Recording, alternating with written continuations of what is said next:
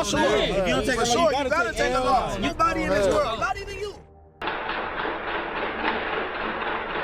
This 19-year-old kid got shot 10 times on a quiet street in Bellflower, California on his way back from a liquor store at 9 in the morning.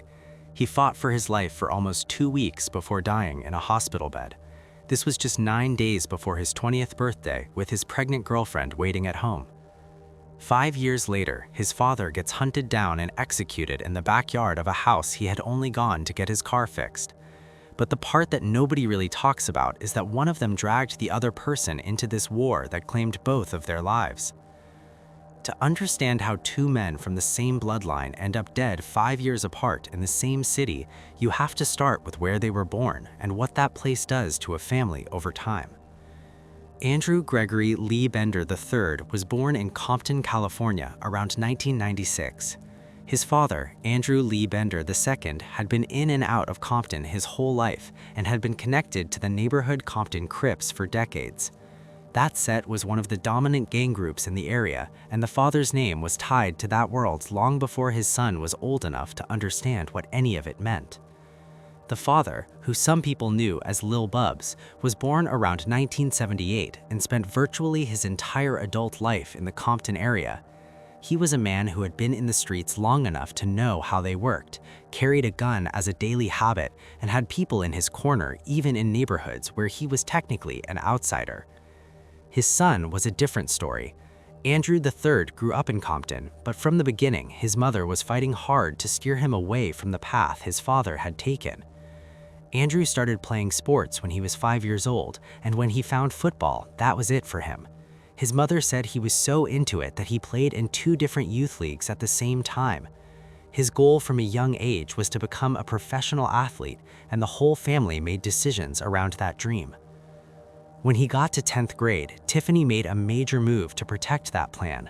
She packed up the family and left Compton, not because things were generally bad, but because the pressure on her son had gotten to the point where he could not even step off the school bus after football practice without gang members getting in his face. So Tiffany moved him to Long Beach and enrolled him at Long Beach Polytechnic High School, known as one of the best-known football programs in the state of California, and has produced dozens of NFL players. She was betting everything on that program being his way out. For a while, it looked like the bet was working. Andrew made the junior varsity team in 2012 as a fullback. He was 5'8" and 225 pounds, a compact and powerful build that fit the position well. The JV team went undefeated that year, 9 wins and no losses, and Andrew was part of that. He was in the program, on track, doing exactly what his mother had moved the family for. Then his senior year came and his back gave out, and that injury ended his playing career completely. He never reached the varsity level, never got to go through recruiting, never got a scholarship. But Andrew did not fall apart after that. He graduated in 2014, spent a short time at Long Beach City College, and when he needed to start making money, he left school and got a job working as a security guard. He was on the night shift from 7 in the evening to 4 in the morning, and he was using that income to help take care of his 2 younger sisters and to prepare for the baby on the way with his girlfriend, Siona Stevens. The 2 of them had met back in high school when they were both sophomores, and from the time they got together, they stayed together. Siona later said he was her best friend and had actually told her back in high school that one day she was going to be his girlfriend and they would have a family. She called him loving and loyal and said he had a way of making people around him feel better just by being there. His mother knew moving away did not take Andrew out of the gang, but he wasn't the type who stood on the corner with his pants hanging down, doing nothing. He was busy doing things all the time. Andrew had some history with the law when he was younger, and by January of 2016, he had turned a corner and was focused on staying on the right side of that. However, that gang association did not just disappear because Andrew relocated to Long Beach and got a job. In that world, where you're from sticks to you. It does not matter how far you try to move from it. Before we get into what happened to either man, it helps to understand the geography of the gang world they were both living inside, because this is not some vague background detail. The neighborhood Compton Crips and the Atlantic Drive Compton Crips had been beefing for roughly 20 years over neighboring territories in the Compton and Bellflower area. These two sets were right next to each other, which is usually how the deepest beefs start. The Kelly Park Crips claim the east side of Compton from Allendora Boulevard to Greenleaf Boulevard, while the neighborhood Compton Crips sit right to their west. What makes this history interesting is that these two sets were actually close allies back in the 1980s. Kelly Park, neighborhood Compton Crips, and Atlantic Drive Crips used to hang together at Kelly Park on Caldwell Street, and they even had a name for the alliance, Kelly Park Neighborhood. Then, the crack epidemic hit in the late 80s and early 90s, and what had been friendships became full warfare. By the mid-90s, Kelly Park and neighborhood Compton Crips were in a serious ongoing war. That is the world both of these men were navigating. One was trying to leave it, and the other never did. The week of January 27, 2016, Andrew had a few days off from work. He had been grinding on those night shifts, and he wanted to go back to Compton to see old friends. His mother tried to talk him out of it. She told him he was doing well, that he was working and staying clean, and that he should stay home. He told her, "Mama, let me be a man." He just wanted to see his people and was not going back to get into anything. January 26th, he called Siona and asked her to pick him up. She was tired and told him she would get him the next day, but by the time she woke up the next morning, she had a bad feeling. And then the call came. On the morning of January 27, 2016, at around 8:59 a.m., Andrew and Udell Cooper were walking along the 8500 block of Cedar Street in Bellflower, heading back from a nearby liquor store. Bellflower sits right at the edge of Compton's territory. It looks like an ordinary residential block from the outside, the kind of street with driveways and home security cameras that people put up to watch packages, not to document murders. Earlier that morning, Andrew and Cooper had walked past a man named Cornell Dunlap who was standing in front of his grandmother's house on that same block. The two sides exchanged the kind of short exchange that happens when strangers cross paths in gang territory, the "where you from" question. Andrew and Cooper said neighborhood, Dunlap said nutty block. Nothing came of it, and they kept walking to the store, got what they needed, and headed back. That's when someone came up behind them. A gunman approached Andrew and Cooper from the rear and fired upon Andrew, shooting him 10 times with a shiny chrome semi-automatic handgun. Cooper ran forward and was not hit. When he turned back around, the shooter was standing over Andrew's body. The gunman then walked to a gold Dodge Avenger parked on the street and drove away. An off-duty security guard in the area looked out his window when he heard the shots and saw a man running down the street holding a silver semi-automatic pistol in his hand. Cooper called 911 right away, and deputies arrived within about a minute. Andrew was transported to the hospital, but he never regained consciousness. He died on February 9, 2016, at 8:16 in the morning, 9 days before what would have been his 20th birthday. Detectives determined early on that Andrew was targeted because of his association with the neighborhood Compton Crips and because of a personal conflict between him and a man named Anthony King. King went by the street name of Alwal and was 36 years old at the time of the shooting. He was a documented member of the Atlantic Drive Compton Crips based out of Lakewood, a rival set to Andrew's sets, and the two men had physically fought each other in the year before the shooting. Their gangs had been in an ongoing feud for about 20 years. On top of all that, King already had a federal criminal conviction on his record for armed bank robbery, having taken over $24,000 from a Bank of the West by force. The investigation pulled together evidence from multiple directions. Right after the shooting, Cooper told Andrew's mother, Tiffany Moore, that Alwal was the person who had shot her son. Moore showed Cooper a photo of King the next day, and Cooper confirmed that was the shooter. Then, in March of 2016, when detectives showed Cooper a formal photo lineup with 6 photos, he looked at King's picture, which was photo number 3, and said something to the effect of, "Take away the other 5 and you've got your answer," making clear through his reaction that King was the man without fully saying it out loud. Then, in February of 2017, while Cooper was being transported to court, he looked at King's photo again and positively identified him as the shooter. Beyond Cooper, the investigation also gathered evidence and testimony from other witnesses. Monica Chavez heard the shots and looked out to see a man walking quickly towards a gold four-door Dodge Avenger, making a motion towards his waistband as if putting a gun away before getting in and driving off. She later picked King's photo out of a lineup as looking like that man. Cornell, the man who had spoken with Andrew and Cooper earlier that morning, identified the person caught running south on Cedar Street on surveillance footage at 8:59 a.m. as King.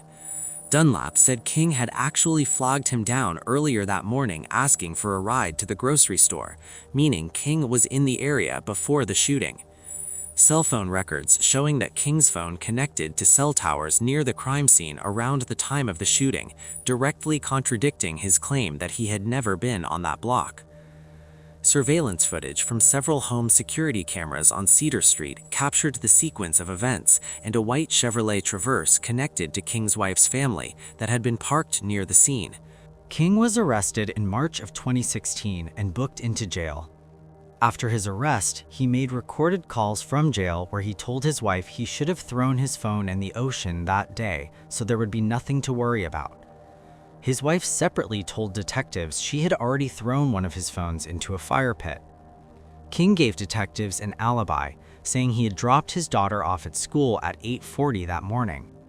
But a defense investigator later drove that same route and showed it only took about 8.5 minutes, meaning King could have dropped off his daughter and still made it to Cedar Street in time for the shooting at 8:57. When the case went to trial, Cooper completely reversed himself. He told the court he had never actually seen the shooter's face, that he had pointed at King's photo randomly in the lineups and had not actually identified him. But the jury had heard everything Cooper said in the days, weeks, and months after the shooting, including the moments where he all but named King directly. They weighed all of that against his recanting at trial and decided the earlier statements were the truth. On October 16, 2018, Anthony King was convicted of first-degree murder and sentenced to 80 years to life, 25 to life for the murder, which was doubled to 50 because of his prior strike conviction, plus another 25 to life for the firearm enhancement, and 5 more years for the prior serious felony. The California Court of Appeal reviewed the case and upheld the conviction in full in 2020. In 2021, 5 years after his son was buried, Andrew Lee Bender II, who was 43 years old at that time, was still in Compton. He was still connected to the neighborhood Compton Crips and moving through the same world that had been orbiting around violence since before his son was born. However, that was about to come to an end. On December 5, 2021, Andrew drove his SUV to a house on South Harris Avenue in East Compton that belonged to a man known as Big Zip, whose real name was Marlon Johnson. Andrew was related to the Johnson family through Big Zip's son, Marlon Jr., also known as Little Zip, who was Andrew's cousin. The mechanic who worked on cars there, a man named Michael Harrell, lived in a trailer in the backyard of Big Zip's house. Andrew had brought his SUV there because it needed work. What Andrew was walking into, whether he fully understood it in those terms or not, was Kelly Park Crips territory. The family connection to the Johnsons gave him a reason to feel comfortable there, but comfort in the wrong hood has gotten a lot of people killed. That afternoon, while Andrew and Harold were getting ready to go pick up parts for the car, a young Kelly Park Crips member walked up to Andrew in the driveway. What he said was direct and had no good answer. "I heard you killed my father." What Andrew said back, which Harold later testified to in court, was, "I didn't kill your father, but I was in the vehicle with whoever did it happened. But that's past me now. I'm moving forward. I don't want to talk about that no more." Andrew is saying he did not personally pull the trigger, but he is admitting he was in the vehicle when whoever did it happened. He was making what you might call a partial confession in the middle of rival gang territory, in front of witnesses, to the son of the man who was allegedly killed. That is an extraordinarily dangerous thing to do and survive, and Andrew had to know that. After that exchange, Andrew walked to his SUV and retrieved a small semi-automatic handgun from the center console. He then walked back past the group, and as he passed a man named Lawrence Stockhouse, he stared directly at him. In gang culture, this kind of stare has a name: mad dogging. It is not just eye contact, it's a direct challenge, a way of saying you do not respect someone and are not afraid of them, and doing it in front of their own people makes it even more loaded. Stackhouse wasn't some young member of the set. Court records describe him as an old-time gangster in the Kelly Park Crips, which means he was a senior, deeply respected figure in that organization. Being stared down like that in front of everyone was not something a man in his position could just brush off.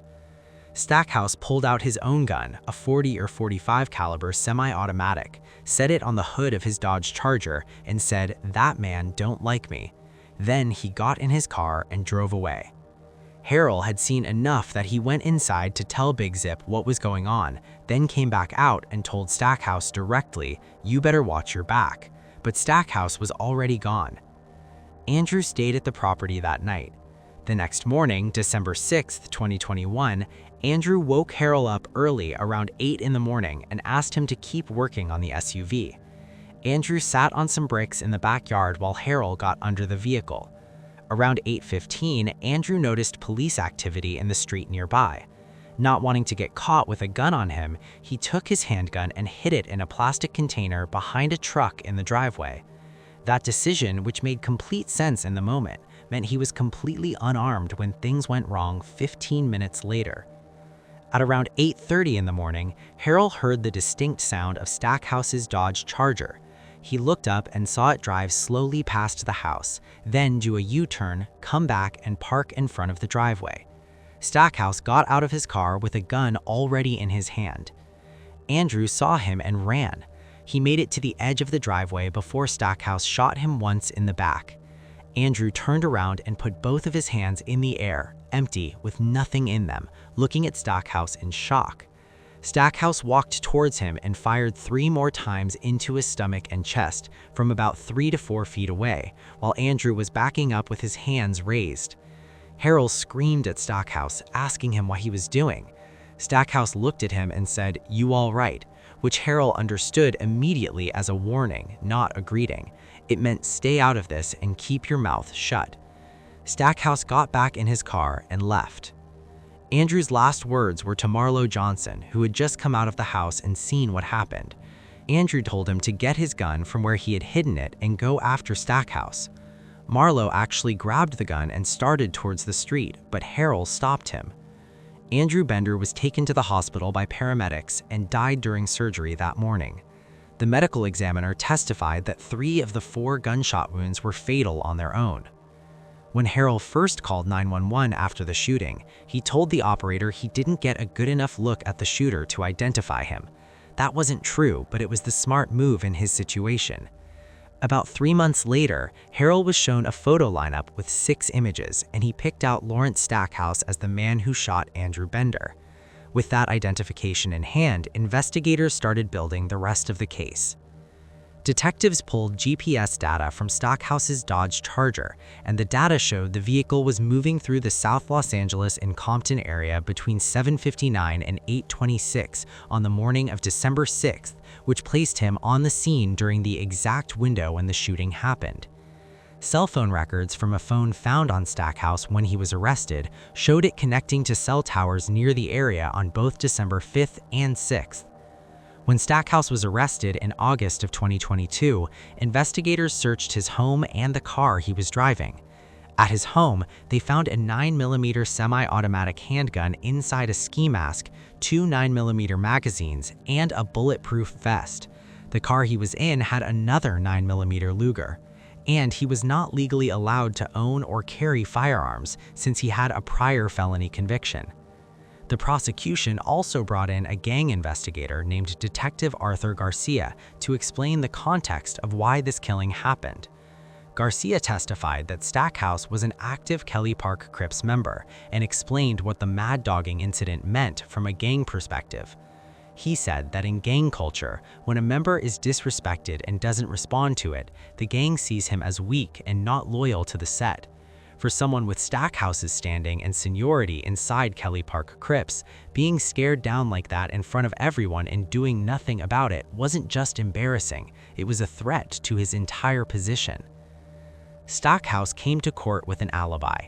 His parents testified that he had a seizure on December 5th and had been home all day on December 6th with a worker from an alarm company at the house from around 8 in the morning. The alibi required the jury to believe that a man who was supposedly homebound that morning had somehow left no phone signal near the scene, that his car's GPS was wrong, and that Harrell, who knew Stackhouse personally and watched him shoot a man in front of him, had somehow identified the wrong person. The jury didn't buy it. Stackhouse was convicted of first-degree murder and of being a felon in possession of a firearm. The first-degree murder verdict meant the jury found that this was planned in advance, not a heat-of-the-moment reaction. The judge sentenced him to 25 years to life for the murder, plus 4 years for the firearm enhancement, plus 2 years for the possession charge, for a total of 29 years to life. Stackhouse appealed his sentence, with his lawyers arguing that the jury should have been given the option to consider a lesser charge of voluntary manslaughter, on the theory that he may have acted out of fear or emotion after being disrespected the day before. The appeals court rejected that argument clearly.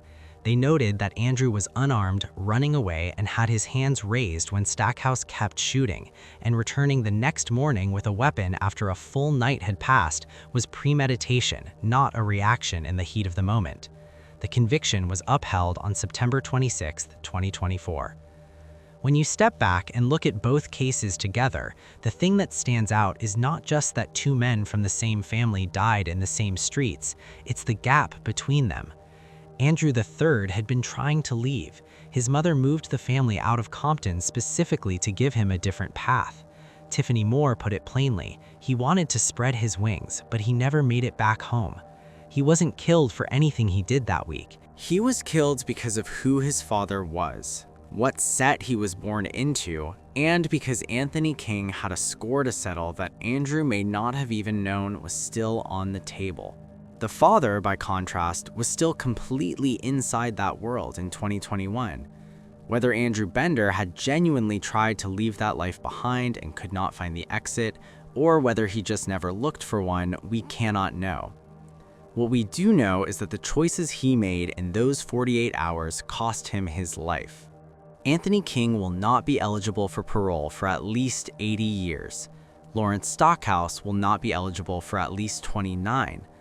Andrew III's child, who was born in June of 2016, 3 months after his father was shot, is now 9 years old and has grown up without a father or a grandfather. What do you think about these deaths? Let me know what you think about the shooting in the comments section. Also, click on one of the cards on your screen to see more videos like this. See you in the next one.